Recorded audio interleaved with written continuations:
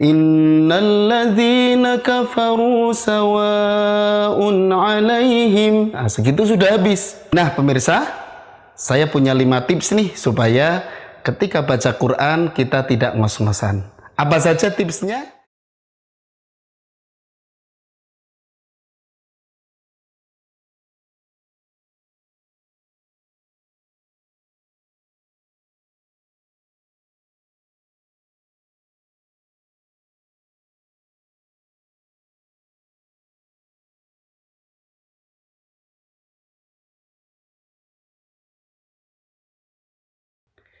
Assalamualaikum warahmatullahi wabarakatuh.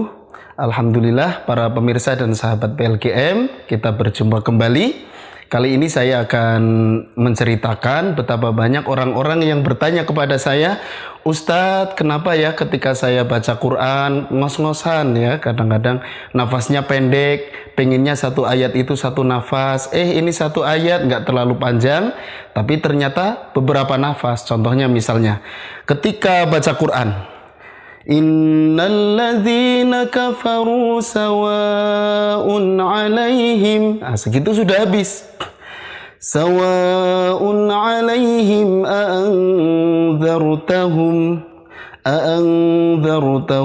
am lam tunzirhum la yu'minun. Nah, segitu sudah ngos-ngosan, padahal pengennya satu ayat itu satu nafas. Innalladzina kafaru sawa'un 'alaihim a'anzartahum am lam tunzirhum la yu'minun.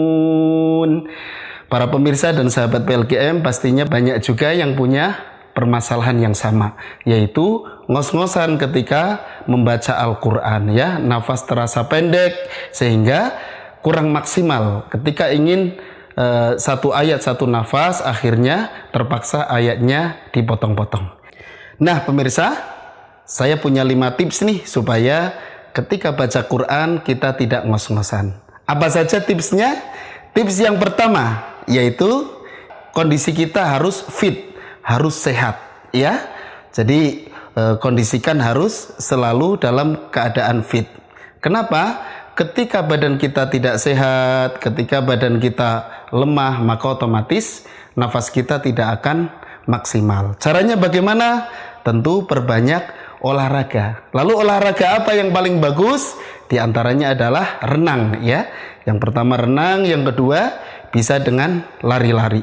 Tapi ada juga nih yang komplain, Ustadz saya ini pemain sepak bola, tapi kok nafasnya ngos-ngosan. Nah, masuk ke tips yang kedua, yaitu latihan pernafasan. Ya, bukan hanya olahraga saja, tetapi kita harus melatih pernafasan. Caranya bagaimana? Kita ambil nafas pelan-pelan lewat hidung, kemudian tahan di perut sampai sudah tidak kuat lagi. Nah, kalau sudah tidak kuat, kita keluarkan pelan. Lewat mana? Lewat mulut. Nah, semakin lama kita kuat menahan di perut, maka nafas kita akan semakin panjang. Tips yang ketiga, yaitu kita latihan olah vokal. Tidak cukup hanya latihan pernafasan, tetapi kita latihan pernafasan beserta olah vokal. Caranya bagaimana? Sama seperti kita latihan pernafasan tadi, cuman ini ngambil nafasnya bisa dari hidung, bisa dari mulut. Yang penting masuk ke dalam perut kita. Kemudian keluarkan dengan suara ya, ambil nafas, tahan, kemudian keluarkan dengan suara.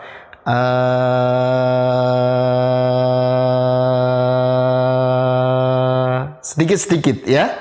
Atau supaya lebih irit bisa dengan suara S.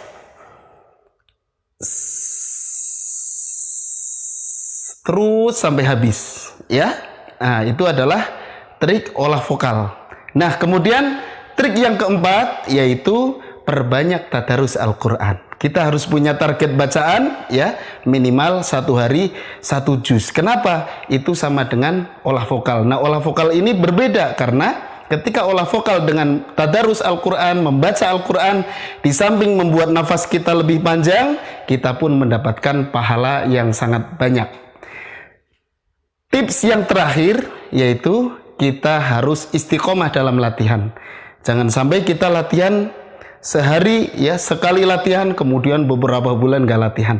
Tetapi rutin, meskipun satu hari cuma latihan 10 menit misalkan ya, yang penting adalah rutin atau istiqomah. Para pemirsa dan sahabat PLKM, itulah 5 tips dari saya supaya ketika membaca Al-Quran tidak ngos-ngosan atau nafasnya menjadi panjang. Cukup sekian, mudah-mudahan bermanfaat. Wassalamualaikum warahmatullahi wabarakatuh.